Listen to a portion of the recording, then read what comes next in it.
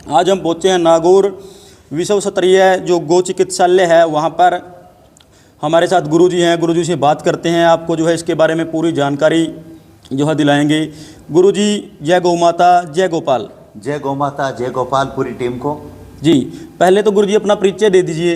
श्री श्री 1008 महामंडलेश्वर स्वामी कुशालगिरी महाराज, संस्थापक विश्व स्तरीय गौ चिकित्सालय नागौर। जी गुरुजी, बहुत सारी गौशालाएं देखी है हमने, बहुत सारी हम गौशाला की वीडियो भी बनाते हैं, गौ माता की वीडियो बनाते रहते हैं, लेकिन जैसा आपने ये विश्व स्तरीय गौ चिकित्सालय बना रखा है नागौर में, ऐसा हमने कहीं नहीं देखा। गौ चिकित्सालय तो बहुत सारे हैं देश में, लेकिन ये आपने कैसे जो है मन में विचार आया और कहाँ से आपने इसकी शुरुआत की, इसके बारे में बताइए जरा। 22 फरवरी 2023 को भवाड़ माता का एक स्वप्न आया जी। मैं उनकी आराधना करता था जी। तो रामदेव पशु मेले के अंदर उस समय बछड़े भटक रहे थे जी। कहीं भी कोई भी जो जैसे सेवा की जरूरत हो, भक्ति की जरूरत हो, तो किन्हीं किन्हीं माध्यम से मतलब क्या है, ईश्वर या देवता जी एक स्वप्न के माध्यम से या विभिन्न प्रकार के माध्यम से उन्हें एक यूँ समझ लीजिए जागरूक कर देते हैं जी, कोई संदेश दे देते हैं। हाँ जी। तो मैंने वो स्वप्न की बात अपने स्टाफ को बताई जी। दूसरे दिन सुबह जी, और यहाँ से रामदेव पशु मेला से 25 बछड़े ला करके हमने सेवा शुरू की जी। और 6 महीने बाद में एक बीमार गौ माता हमारे पास हम लेकर के आए परशुराम महादेव से आते वक्त। तो उस समय मेरे पास गाड़ी तो नहीं थी, लेकिन वो सड़क पर तड़प रही थी, हड्डी दिखाई दे रही थी, आंसू आ रहे थे। तो मैंने एक प्रतिज्ञा ली कि मतलब क्या है, इस गौ माता को अपनी गाड़ी से ला करके, क्योंकि वो नागौर से 250 किलोमीटर दूर थी जी, तो उसको ला करके हमने सेवा शुरू की। वो पहली बीमार गाय थी। बीमार गाय की सेवा की न्यूज स्थानीय अखबारों के अंदर आई। अखबारों में आने से लोग बीमार गाय हमारे पास में लाना से शुरू कर दिया जी। तो उद्देश्य हमारा सही था, इन बीमार गौवंश के अंदर माता पिता की हम छवि देखते हैं जी।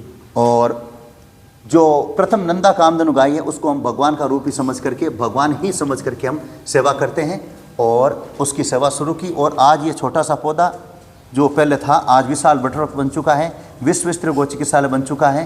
तो इस प्रकार से मतलब कि हमारा ये कार्य इतना बड़ा हुआ 17 सालों में, और इसकी पूरे विश्व के अंदर सुगंध फैल रही है गौ सेवा में जी। ये गुरुजी अपने पास जो अभी ज़मीन है, ये कितने बीघा ज़मीन है?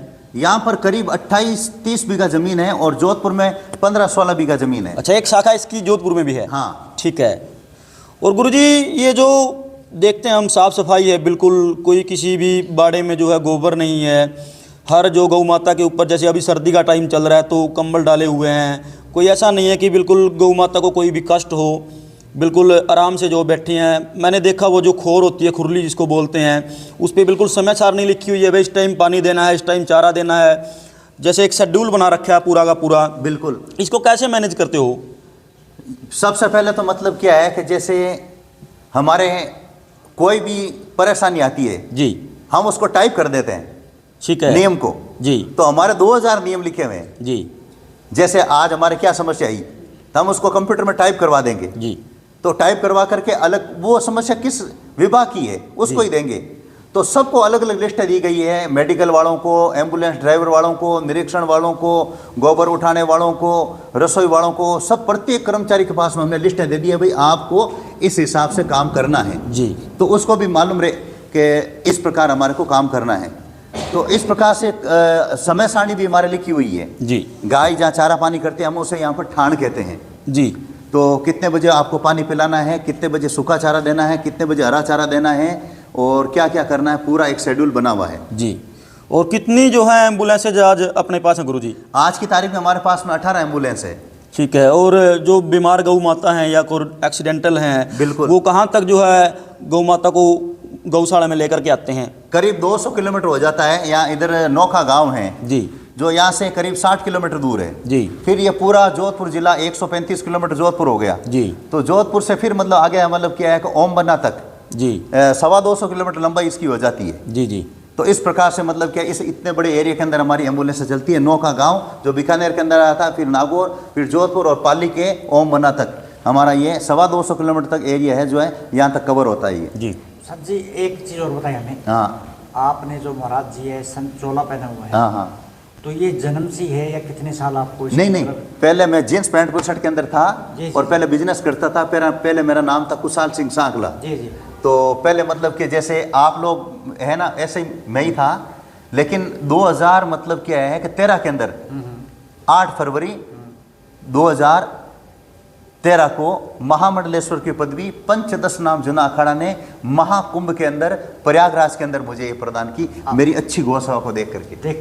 हाँ, और फिर उस समय मैंने पूरा एक वो यूँ समझ लीजिए अब मैं संत हूँ, कहने का मतलब है। तो मतलब लगभग कितने साल से? ये 12 साल हो गए, वापस 12 सालों से कुंभ आया है। अच्छा, उससे पहले आप बिजनेस से? हाँ, बिजनेस करते थे यूँ, क्यों परिवार तो चलाना पड़ता है। बिल्कुल बिल्कुल। हाँ, बिजनेस के साथ साथ में गौ सेवा भी करता था। जी जी। एक चीज और देखिए आपने यहाँ पर, हाँ, 1 रुपए में रूम, बिल्कुल, चाय फ्री, नाश्ता 25 रुपए। बिल्कुल बिल्कुल। तो यहाँ पर आपकी सेवा देख करके मैं बड़ी खुशी हुई। हाँ, इससे गौ माता की सेवा भी होती है। बिल्कुल। तो ये सोचने का अपना विचार कब से बनाए? देखिए, मैं शुरू से ही मतलब क्या है कि परित की भावना थी। जी जी। तो पहले गौशाला भी नहीं थी, तो भी मैं लोगों की मदद करता था, हिंदुत्ववादी संगठन के अंदर था। तो जेब से पैसा लगा करके हम गायों के, वन्य जीवों के मुद्दे उठाते थे। अत्याचार होता तो कलेक्टर को ज्ञापन देते थे मेरे परिवार के अंदर। तो वो संस्कार भी मुझे मिले हैं। माता पिता ने मुझे शुरू से ही संतों के पास में रखा। तो कहने का मतलब ये है कि एक चीज़ आपको मिलेगी कि जिसके अंदर सेवा की भावना होगी पूरी अंतरात्मा में, वो ही ऐसी सेवा कर पाएगा। तो इस प्रकार से हमारे मतलब क्या है कि गायों के प्रति मतलब ये नहीं है कि ये गौ माता इतना तक है, नहीं। मैं हृदय के अंदर यही देखता हूँ कि मेरे लिए ये भगवान है। और अगर ज़रूरत पड़ी तो मुझे जान देनी पड़ेगी इनके लिए, तो मैं जान भी दूंगा। और उससे पहले भी मैं गायों के लिए संघर्ष कर चुका हूँ। और कटने के लिए जो गायें गई उनको भी मैंने बचाया है। और यहाँ कई गायें कटने के लिए जा रही थी, उनको हमने इस गौशाला में लाए हैं। तो मेरे पास में कटिंग है और मेरे शरीर पर 60 घाव है। यहाँ से हड्डी टूटी हुई है, यहाँ से सर फूटा हुआ है, पैरों के अंदर घाव हैं। तो मैं तो भगवान से ये कहता हूँ, मेरे को हे प्रभु बूढ़ा होकर के मत मारना आप, 80 साल का होकर के। फिर मैं इसके बजाय तो कोई गायें कटने के लिए जा रही है और मैं 2-4 मतलब गौ तस्कर को मारूं और वो गौ तस्कर मेरे को मतलब क्या तलवार से काटे या बंदूक की गोलियां छोड़े, ये मेरे खून के अंदर, ऐसा खून के अंदर गर्मी रहती है, तो उसमें थोड़ा आनंद रहता है। और गौरक्षार्थ अगर मतलब कि अपन शहीद हो जाते हैं, बस 100% क्लियर भगवान के चरणों में पक्की जगह मिल जाएगी अपने को। ये मेरे विचार है। तो ये भावना यही है कि गाय को हम भगवान का रूप समझ करके सेवा करते हैं। पहली आरती गौ माता की, फिर भगवान काल भैरव की होती है। और आरती करने के बाद में हम अन्न ग्रहण करते हैं, उससे पहले हम मुंह के अंदर कुछ नहीं लेंगे। तो यही हमारे कार्यकर्ताओं को, हमारे सेवादारों को सिखाया गया है। नशा मुक्त स्टाफ रखते हैं और फिर यात्रियों के अंदर भगवान का रूप समझते हैं। भारतीय संस्कृति रही है, क्योंकि मैं एक संत हूँ, अतिथि देवो भव। तो हम आपके अंदर भगवान का रूप समझेंगे। कहीं भी आप देखना, किसी से भी पे ऊपर 1 घंटे बैठना, किसी से 1 पैसा नहीं मांगते। और एक व्यक्ति का करीब 9 या 10 बार मतलब क्या मेरे पास तक गुजरते हैं, तो 9 या 10 बार उनका सम्मान हो जाता है। भले ही उसने 1 रुपया दिया तो भी ठीक है, 1 रुपया नहीं दिया तो भी ठीक है, 100 रुपया दिया तो भी ठीक है। हमारा काम है उनका सम्मान करना। तो इस प्रकार से ये तीर्थ भूमि बन गई है। पहले 5 लोग नहीं आते थे एक दिन में, और आज करीब 2500 लोग 24 घंटे में यहाँ आ जाते हैं। तो इस प्रकार से मन के अंदर एक सेवा का भाव होना चाहिए। आज दुनिया के अंदर यूँ समझ ली, प्रवचन देना, कथा करना और आराम से घूमना, ये कोई भी कर लेंगे, लेकिन हाथों से सेवा करना ये सबसे बड़ी बात है। इस कलयुग के अंदर सेवा है वो सबसे बड़ी बात है। और यूँ समझ लीजिए, कलयुग के अंदर सेवा का बहुत बड़ा प्रभाव है। और जिसने अपने हाथों से, तन से, मन से, धन से सेवा का अपने पूरा मन में सेवा सेवा सेवा ये जचा लिया, उसे ईश्वर की प्राप्ति होगी। अच्छा, एक चीज़ और बताएं, ज़्यादातर गौशालाएँ जो गौ चिकित्सक है वो चंदा मांगते हैं, गाँव में जाते हैं, अनाज इकट्ठा करते हैं। यहाँ पर ऐसा क्या? हमारे यहाँ पर मतलब क्या है कि स्वेच्छा से ही मतलब लोग दे देते हैं, इच्छा के अनुसार। हाँ, कहीं कोई मतलब मांगने की जरूरत नहीं है। हाँ, ऑटोमेटिक हमारे सिस्टम चल जाता है। फिर दूसरा मतलब क्या है कि जैसे मान लीजिए मतलब क्या है कि हमारे ये कथा करते हैं, 3-4 कथावाचक, तो गाँव के अंदर कथा करते हैं, तो उनका भी हमें सहयोग मिलता है। वो भी अनाज हमारे को बेच देते हैं। और कुछ मतलब क्या है कि हमारे यहाँ की सेवा देख करके मतलब जैसे मान लीजिए आप आए 5,000 व्यक्ति, तो वो दान पात्र ले जाते हैं। दान पात्र ले जाते हैं, तो हमारे मतलब क्या दान पात्र के द्वारा भी सहयोग आ जाता है।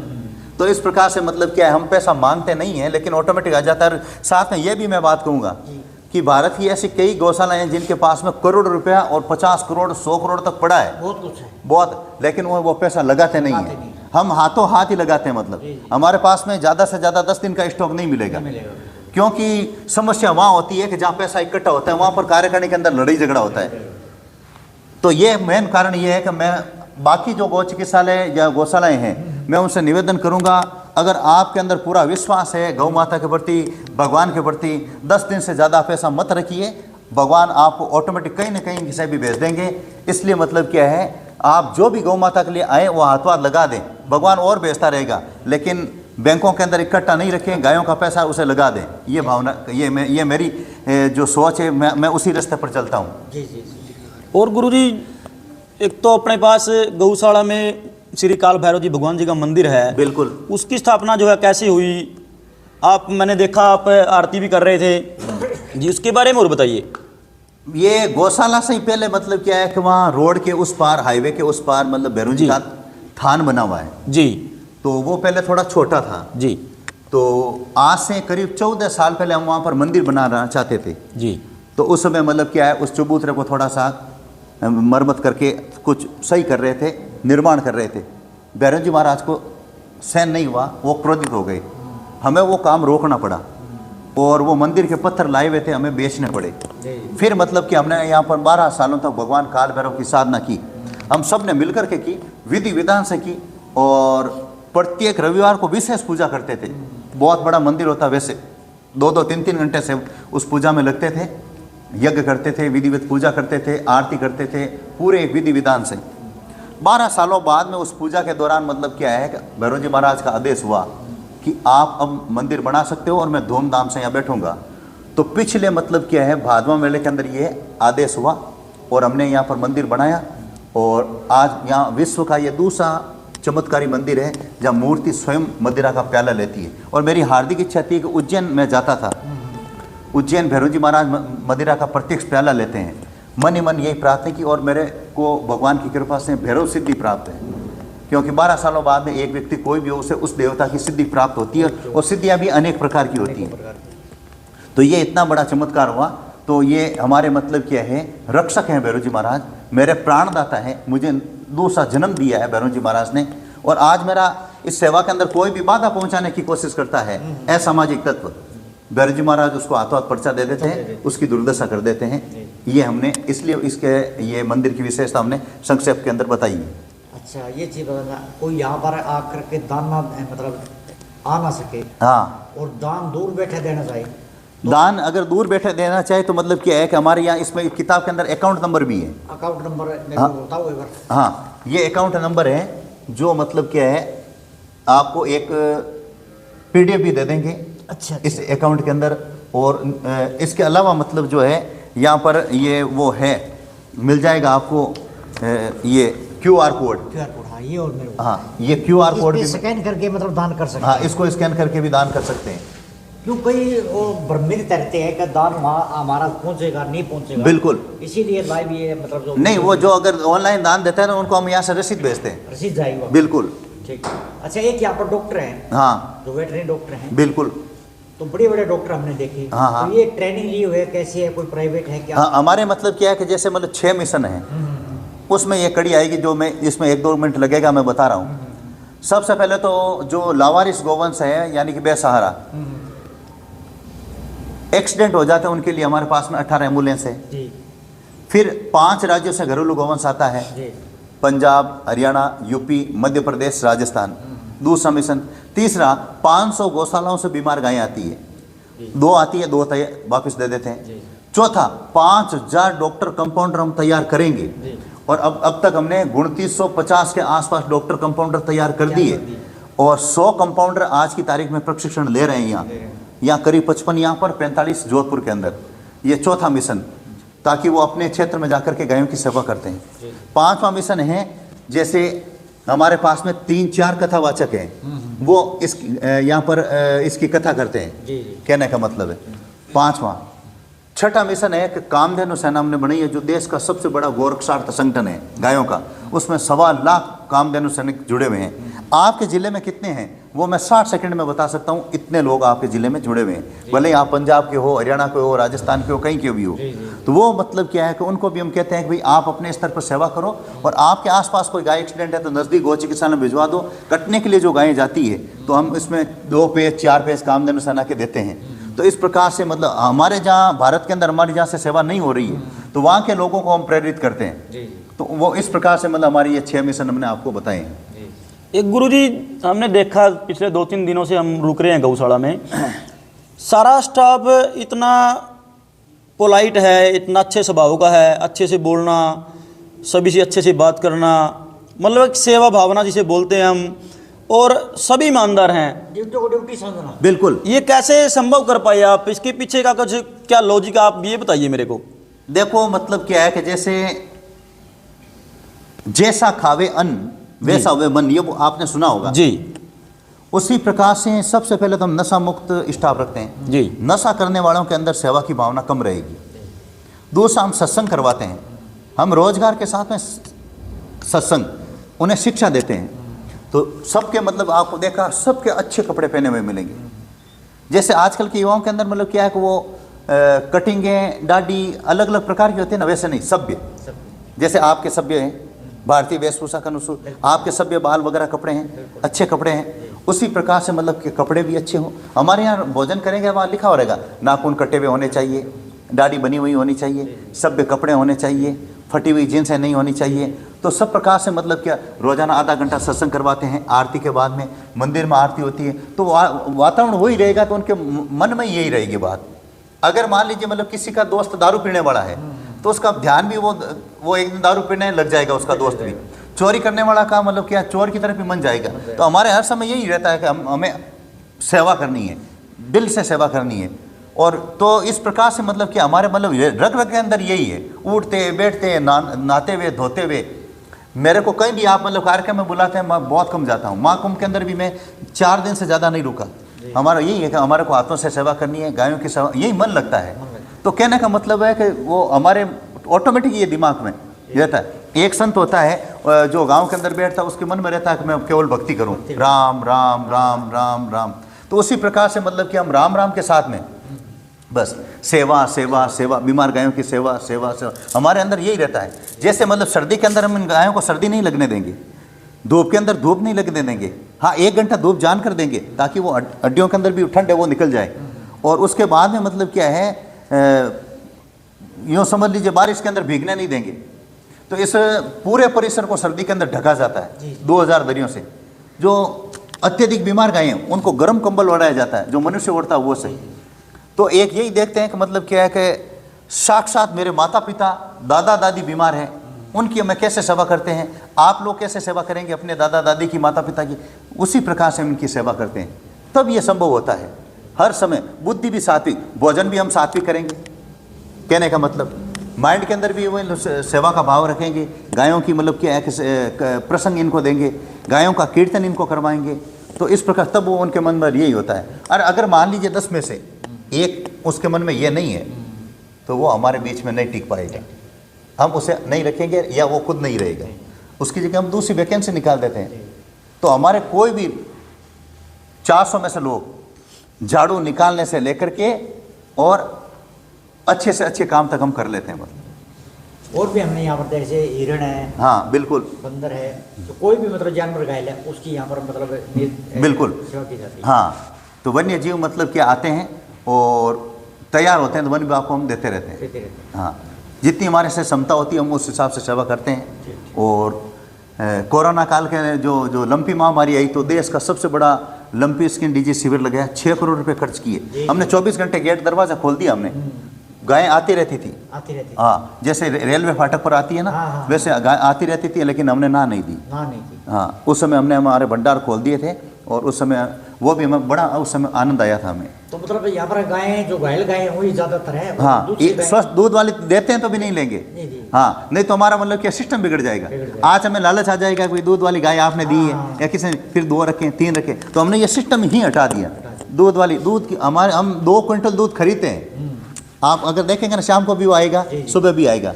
और बछड़ों को दूध पिलाएंगे, लोगों को चाय पिलाएंगे और स्वस्थ गाय नहीं रखेंगे। स्वस्थ का एक वार्ड बना हुआ है। आप अगर बीमार लेके आए उनमें से अच्छी सी ले लो भाई, गाय लेंगे या नंदी लेंगे या छोटा बछड़ा लेंगे, ये आप उनमें से अच्छा देख के आप ले लो।